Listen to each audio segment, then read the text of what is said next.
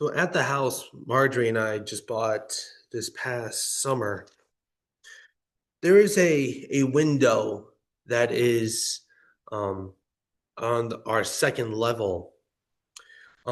It's not in one of the rooms, but it's right above our living room, and it kind of acts like a little bit of a skylight in a way, and it provides some light into our home.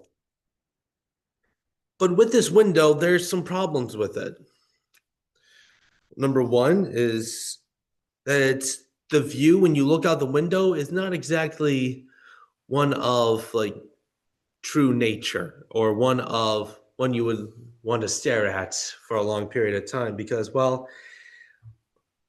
it's pointed to our neighbors' homes and into their windows, and it's like, well, I don't think it's looking into anyone's bedrooms, but it's like I probably don't want to look in that direction too much too very often. But then also there's some trees that are a part of this view as well that you look into, and it's like kind of blocking all that, and it's just there's not really anything to really then look out into like some type of fun scenery. It's all being blocked by something. But something else with this window is that when our home inspector took a look at the window, even our buyer's agents, he realized that the window is not a traditional like skylight window, because this is one where it's the type of window you might see like in a bedroom where you can actually open it, which with this window, the only way for me to open it is if I grow about 10 feet and or maybe get an arm that's like grows to 15 feet and then I can open it. And it's like there's no way I can open it because it's it doesn't really work. And so I mean, sure, maybe some natural light can get in once in a while. Maybe over the summer, it can get some nice light for the majority of the day. But the way that the sun goes over our house, it will miss the window, and so it's yeah. There's not really a whole lot of light that might come in it, and it almost feels like this window is kind of like just a decorative piece. It's not really meant for something. But something I realized with this particular window is that if I go up to the loft and like that's where you can look out this window. That's like the closest spot you can look out this window. So if I go to my loft and then if I get down on my knees and look through the window, I'm looking at the sky. Now, sure, I still see some of the trees and a little bit of my neighbor's house, but I'm mostly looking at the sky. I'm pointed to God. And it reminded me of Daniel. See, in the book of Daniel, we see he was in exile in Babylon for 70 years. And one of the things that they were called to do while in exile for the Jews, while in exile, to pray that they can return back to Jerusalem and to even face Jerusalem. They would open their windows, face Jerusalem, and pray that they can return home, which the window that I'm referring to, it's not exactly facing Jerusalem. It's facing more towards Disneyland. Um, but the earthly location, that's not the big thing to focus on, but to focus on God. And so I decided to make that my prayer window. See, a window, it's something without a purpose, something that seemed like it's not important. Kind of just put there just because the architect said to put it there. But now it has a much greater purpose, a heavenly purpose. And that's actually going to be our theme for 2026, purpose. We're going to be looking at different books and themes throughout the year of 2026 focused on purpose. Maybe the purpose in suffering. Why are things happening? Why am I suffering? Why am I in ministry? What is my purpose in ministry? What is the purpose of the cross? The purpose of Jesus? The purpose of me? We're going to be looking at all those various things throughout the year 2026. But starting today in January 4th of 2026, we're going to be looking at the book of Esther, which is focusing on the purpose in my position. The purpose in my position. Maybe we're put in a situation that we might not understand. When I was in middle school, my soccer coach decided to put me as a defender. And I looked at him and said, Coach, I'm not a defender. I'm a forward. Why are you putting me here? This doesn't make sense. I'm the guy who scores the goals. I don't defend the goals. And I didn't understand. Or maybe there's a position at work. It's like, why did my boss put me in this spot? When I was working at Culver's, I remember my boss, they put me in a position where I was just cleaning the dining room, but yet I was a guy who had to wear the headset for the drive-through. It's like, why am I wearing this headset and yet just cleaning? I'm not allowed to go help out the drive-through. This doesn't make sense. Why am I in this position? In the book of Esther, we're going to be looking at Esther and understanding why she was put in the position she was put in. And so over these next 7 weeks, we're looking at this unique, fun book. And before we get into the text for today, which we're looking at Esther's chapter 1 and 2. So we got a couple of chapters to go through, and don't worry, they're not long chapters. So don't worry about that. But there is a lot of details that we do see in these first 2 chapters. But before we get into that, we're going to look at the background of the book of Esther. So the background of this is right now the author of the book of Esther is currently unknown.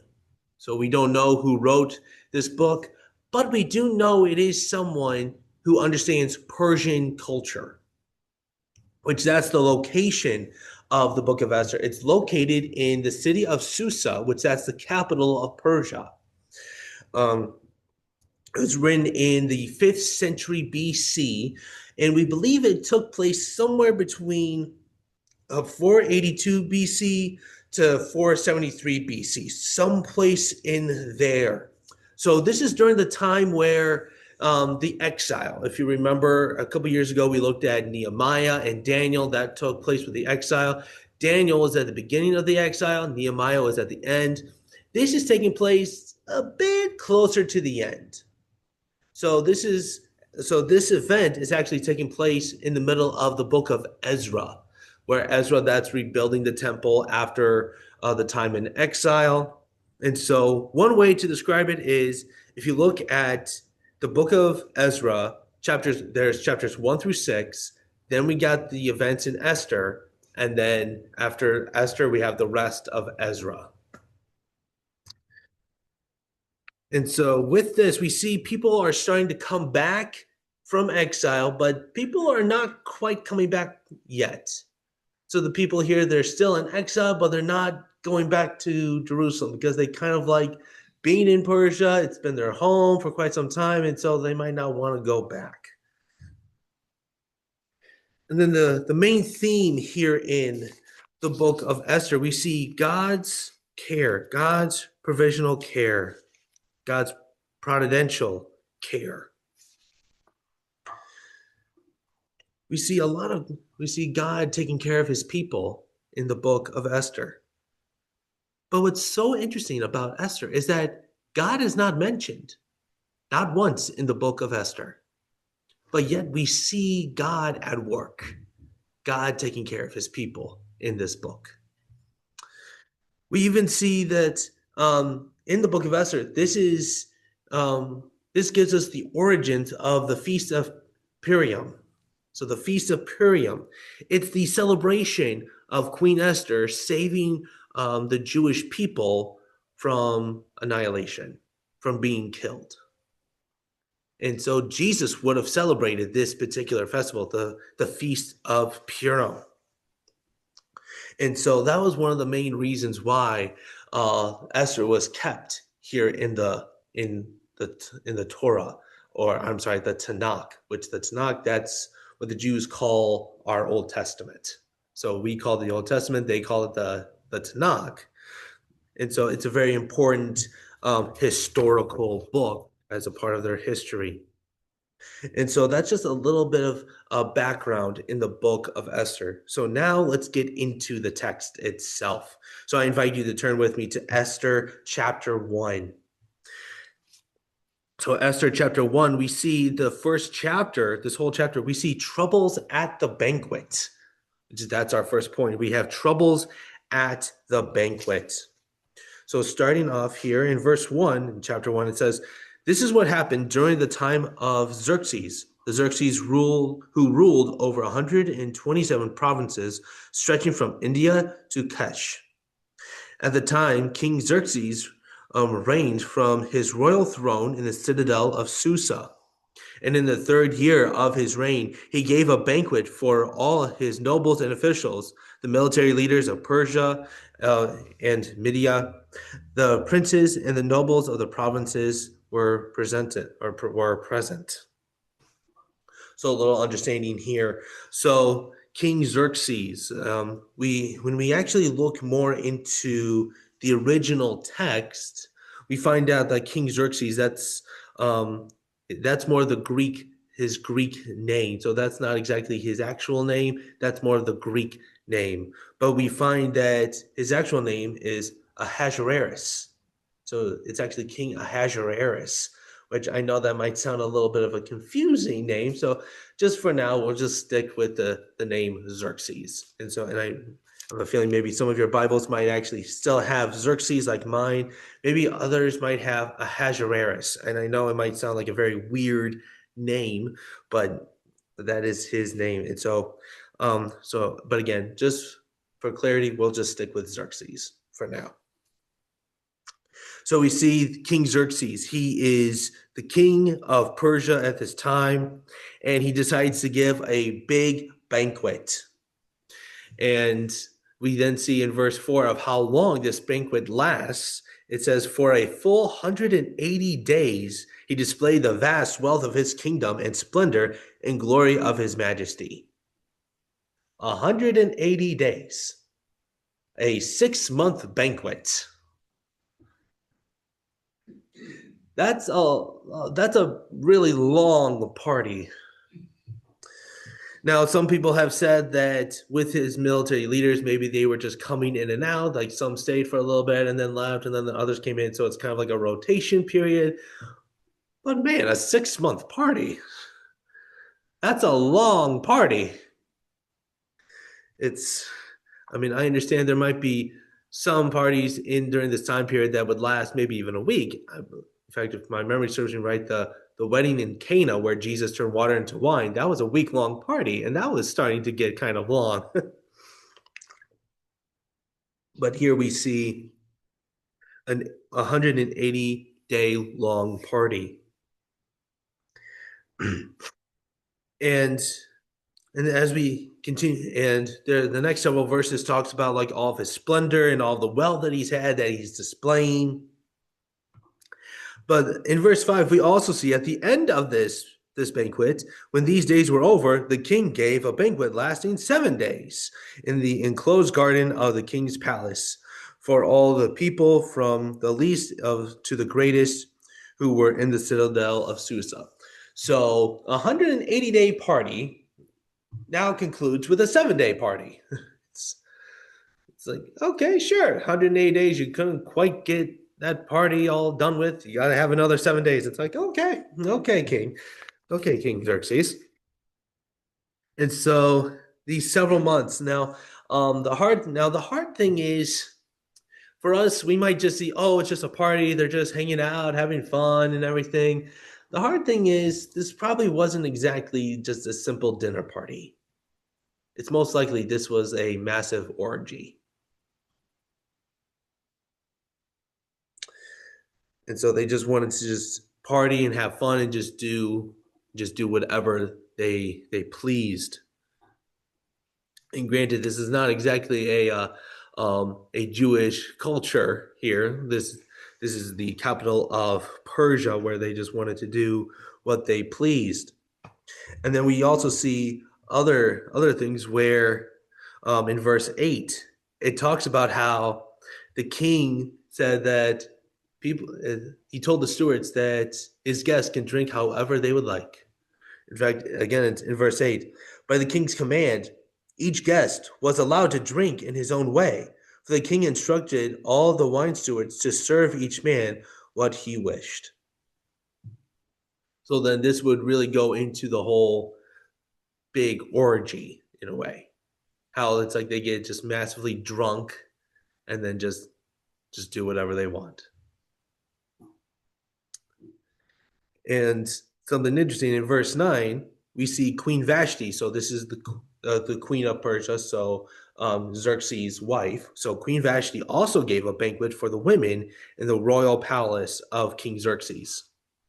My guess is this is three parties happening during this time, which I think this was not a orgy. This is almost maybe a little bit of extra protection for maybe the military wives or the women who are in the relationship of the king's guests. So probably in a way, just kind of almost protecting all these women.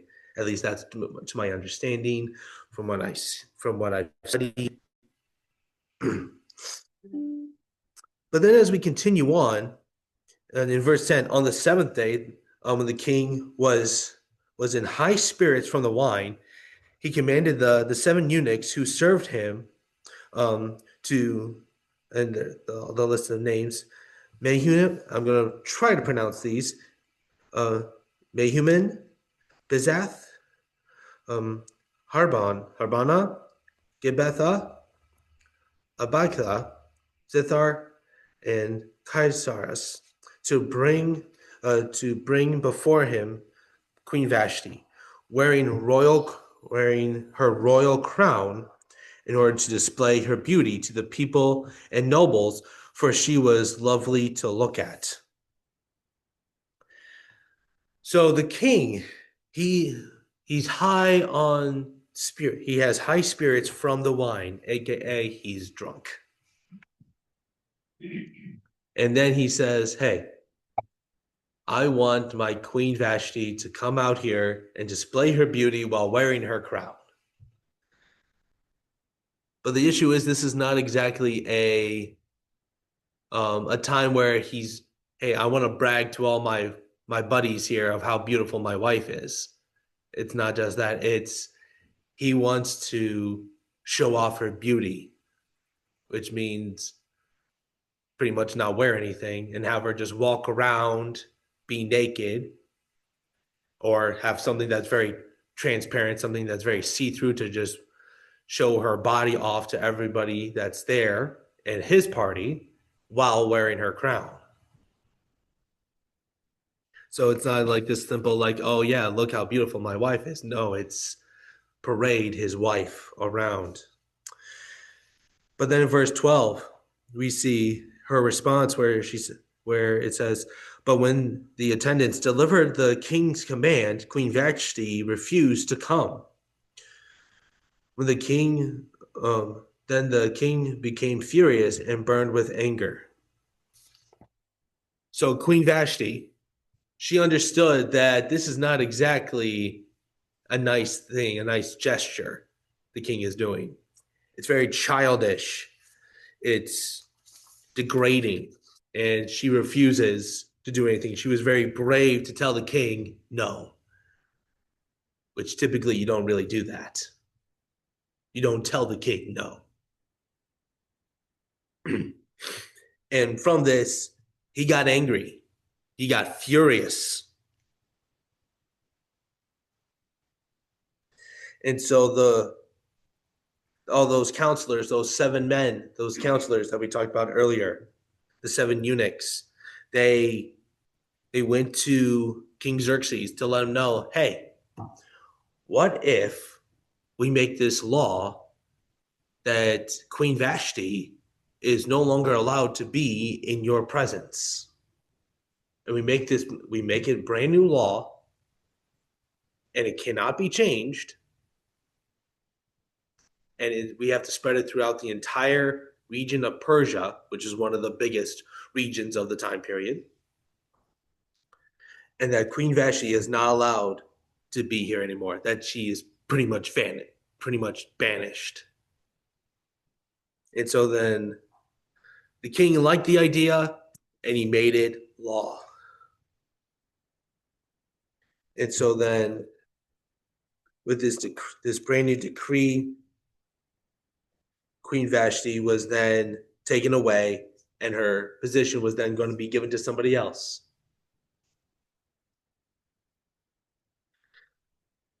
And that this law cannot be changed. And we're going to understand a little bit more about that as we go throughout this series. How when the king makes a law, he can't change it. It's law for good. Now, during this time, it's saying that, well, the king, like, if he changes his laws, that's kind of like saying he wasn't in the right mind space, that he can't be trusted. He wasn't thinking right, which he wasn't at the time of him making the law. But we can't let everybody else know that. And so that was one of the big things, that they're not allowed to change the law once it's made the law. And so that was our first point, where we saw troubles at the banquets. And now into our second point, which we now get into Esther chapter 2, where we see troubled by a decision. We see troubled by a decision. So this is Esther chapter 2, verses 1 through 4, which says, this is starting in verse 1, it says, later when the anger of King Xerxes was subside, he remembered Vashti and what he had done and what he had decreed about her. So just a little pause there. Once he sobered up, he realized what he did was not good.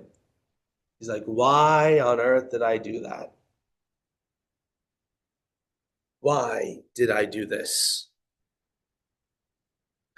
And then in verse 2, we continue on. It says, when the king's personal attendants proposed, let us search for, let it, excuse me, let us search be made for beautiful young virgins for the king. Let the king appoint commissioners in every province of his realm to bring all these beautiful girls into the harem of the citadel of Susa. Let them be placed under the care of Haggai, the king's eunuch, who is in charge of the women, and let beauty treatments be given to them. Then let the girl who pleases the king to be queen instead of Vashti. This advice appealed to the king, and he followed it. So those the same guys who said, hey, how about we banish Vashti? Let's get rid of her.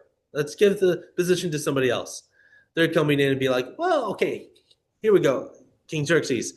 How about we bring all these lovely virgins from your kingdom and bring them here, give them beauty treatments, and then the one who pleases you the most becomes your next queen.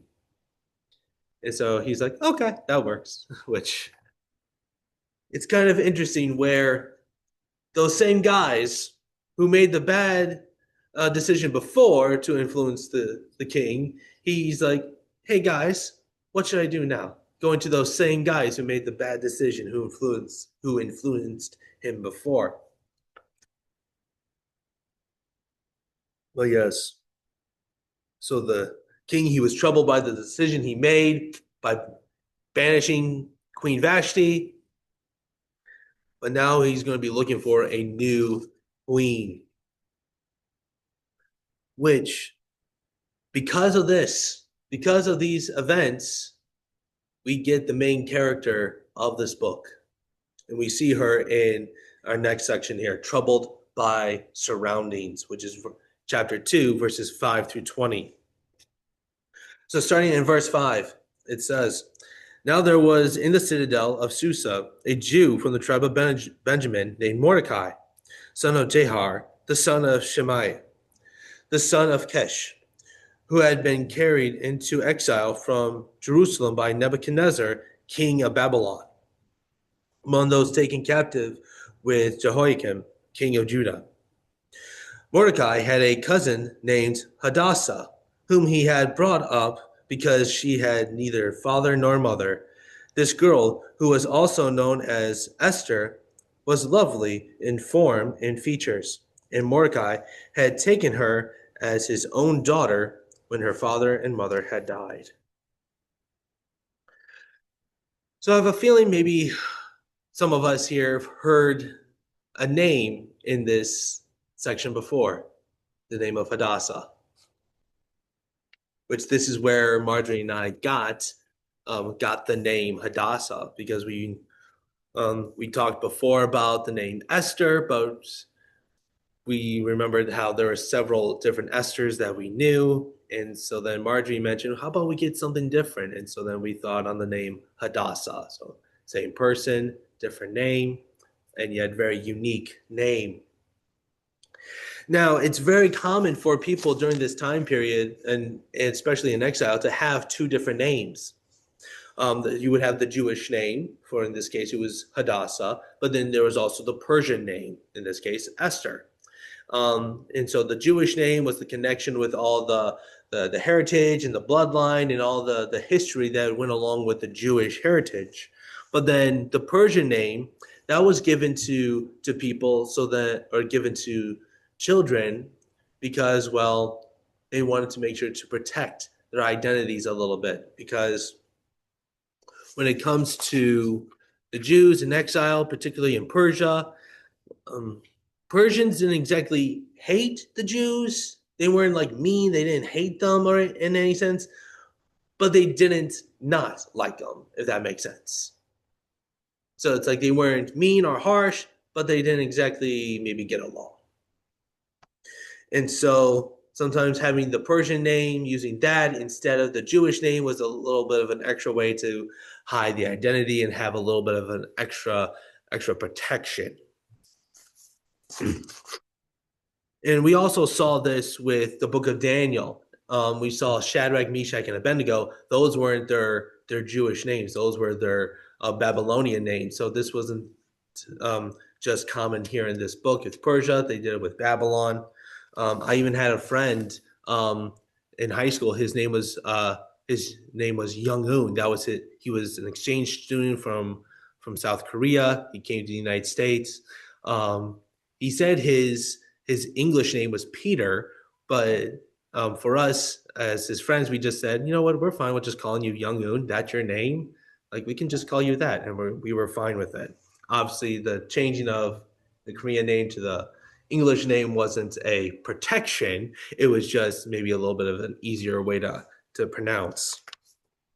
But we just called him by his Korean name because he was our friend.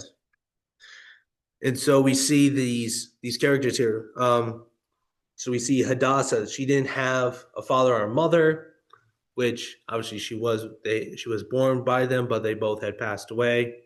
And so then Mordecai, her cousin, took her in and adopted her as her own daughter, or as his own daughter. Excuse me. And so then they heard about the king's order that the girls are to be taken to the citadel in Susa for beauty treatment to eventually potentially go before the king and see which girl would be the new queen.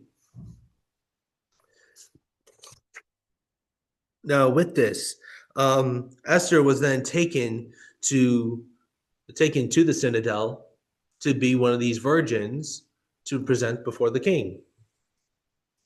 Now, this wasn't like, oh, just take a couple days, get your hair done, find a nice dress, and then that's it. You see in verse 12 of how long these girls are going to be lasting here.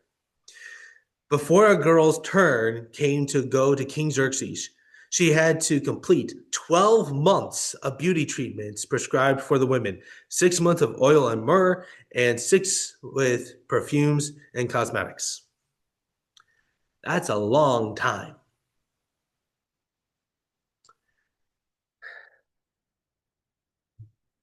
And so Esther, she had to be patient. She had to wait. She didn't even mention that she was Jewish. And we see that later on. Mordecai even told her, don't tell anyone that you're Jewish. Hide that fact because who knows what people might do to her if they find out that she was Jewish. In Mordecai, in the verse before, in verse 11, every day he walked back and forth near the courtyard of the harem to find out how Esther was and what was happening to her. So he was still taking care of her, still watching over her, just trying to make sure that she was okay. We even see later on that he was near the king's gate, and most likely he got a job working at the king's gate just so that he can potentially keep an eye on her. And so it was difficult with all these surroundings, trying to figure out what to do next. And maybe Esther was saying, "Okay, I'll do my 12 months. This will be fine. Like the king will pick somebody else because I mean there can't exactly only be one girl that they got in the entire province." Um, and so just take the time, just do it, and then just leave. Maybe that might help out. But then in verse 15, it says, when the turn came for Esther, the girl Mordecai had adopted, the daughter of his uncle Abihail, to go to the king, she asked for nothing other than what Haggai, the king's eunuch, who was in charge of the harem, suggested. And Esther won the favor of everyone who saw her. She was taken to King Xerxes in the royal residence in the 10th month of Tebeth, in the 7th year of his reign. So just a little clarification, the time frame, this is about roughly December, January, right? Time frame of when she became queen. So continuing on. Now the king was attracted to Esther more than any of the other women, and she won his favor and approval more than any of the other virgins. So he set a royal crown on her head and made her queen instead of Vashti. The king gave a great banquet, Esther's banquet, Esther's banquet. For all the nobles and officials, he proclaimed a holiday throughout the province and distributed gifts with royal liberties. So Esther is now queen. So maybe this girl, she's just thinking, you know what? Get through this month. I'll be fine. Just do my time and then I'll leave. But now she's going to be staying there a bit longer. And not just staying there a bit longer, she is now queen. She goes from maybe rags to riches.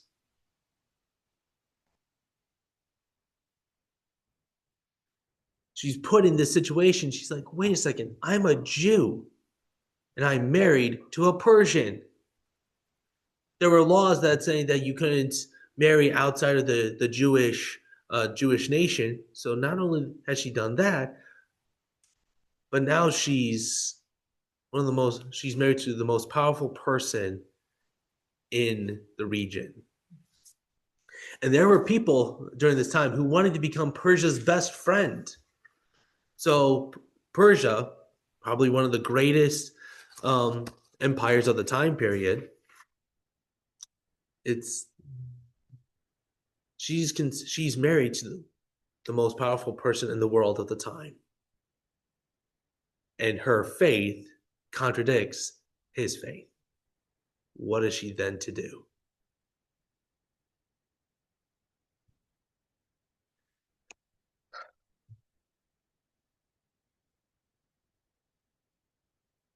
And we see going on in verse 20, it says, but Esther had kept secret her family background and nationality, just as Mordecai had told her to do, for she continued to follow Mordecai's instructions as she had done with him as he was bringing her up. So she kept the fact that she was Jewish a secret. As again, that extra layer of protection, used the name Esther instead of Hadassah. But maybe there was other things that were presented to her that were not exactly according to the Jewish custom. Maybe she had choice foods. So maybe there was pork, or maybe there was fish that was given to her, which those were unclean foods, or maybe even foods offered to idols, or maybe she had to do things a certain way that were against the Jewish customs, and she just had to go along with it. And she's trying to figure out, why am I here? Why did I become queen?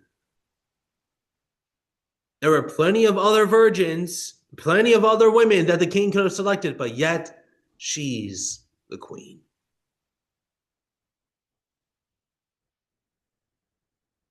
Maybe all of us here have had that same question.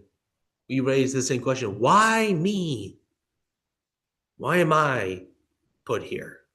Why am I in this spot? Now, for us, it's easy to understand more about the reason for Esther's position there because, well, we can just read throughout the rest of the book. But for Esther, she didn't know. She was placed to become, she was given the crown and not sure why. She struggled with why. What is the point? What is the purpose in her position? So she kept her identity a secret. But then we continue on the last portion of Esther chapter 2, where we see troubled with the king. So starting in verse 21, so troubled with the king. It says, during the time Mordecai was sitting at the king's gate, Bigthan and Teresh, two of the king's officers who guarded the doorway, became angry and conspired to assassinate King Xerxes. Verse 22, but Mordecai found out about the plot and told Queen Esther, who in turn reported it to the king, giving credit to Mordecai. When the report was investigated and found to be true, the two officials were hanged on a gallows. All this was recorded in the book of the annals in the presence of the king. So here we see these two of the king's officials. They wanted to kill the king, King Xerxes. Maybe he was ruling in such a way that they didn't like, or maybe they just were angry at being the king's guards, and so then they said, we've had enough. We're going to kill him. But Mordecai, Esther's cousin, he was at the king's gate, probably where he got his job, so he can keep an eye on Esther.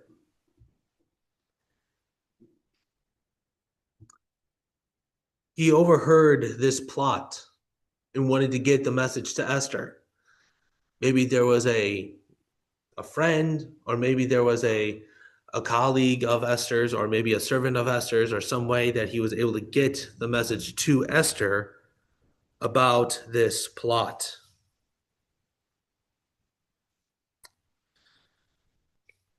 And so then once it was found out about these officers, that the allegations were true, they were then hung, and then all that happened was then recorded in the king's records. There's typically a guy who's maybe with the king. He writes down everything that the king says, who keeps record, kind of like a secretary, who keeps all the history. And we're going to see later on in this book this detail happen again. So maybe, like, I don't know, put like a star next to it or highlight it or some type of way, but we're going to come back to this event later on in this series. But for right now, what is our applications for these events, for these two chapters? The first one is, do not make any big decisions when your mind is not right. Don't make any big decisions when your mind is not right. When the king was drunk, he decided to then just banish his queen because she didn't do what he wanted. Now, some people might say, like, okay, this is like an example of why we should not get drunk. Well, I take it more a little bit deeper than that. See, I take it it's not just about drinking, but if you're not in the right headspace, maybe don't make any big decisions. Maybe there's a long day of work and you're just tired, you're exhausted. Don't make any life-changing decisions after that long shift. Or maybe you're sick in bed, like you can barely move. Don't make any big decisions. Just get better. Or maybe there's anger. You're just angry at, like, maybe your boss. Don't just stomp into his office and just say, I quit. I'm done with you. And so if your mind's not right, don't make any big life-changing decisions. If your mind's not right, don't make any life-changing decisions, big decisions. The second thing is your social status does not mean that God will work in your life. Your social status does not mean God won't work in your life. Friends, we see Esther here.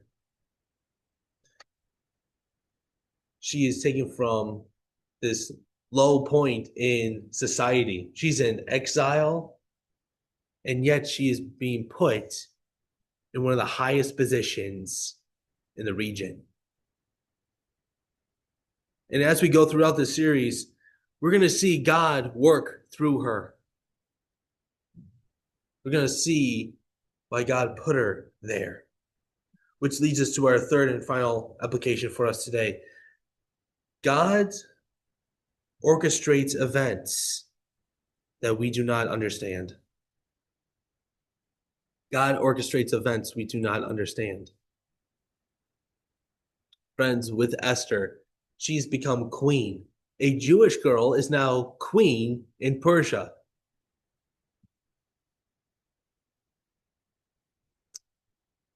The nation that has her captive in exile. What is she then to do? Why is she there? Friends, there are things in our lives we might not understand.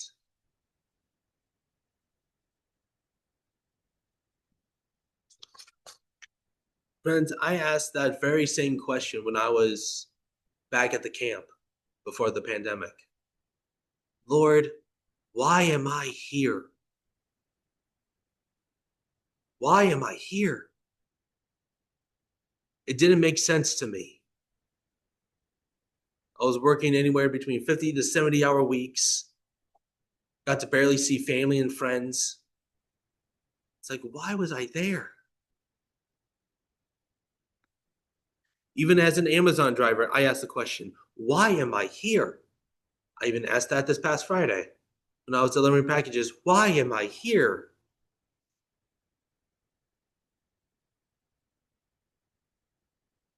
Thing is, God orchestrates events for his plan. We might not understand it now, but as we go through life and as we go through the book of Esther, we will see God's plan unfold. Let us pray.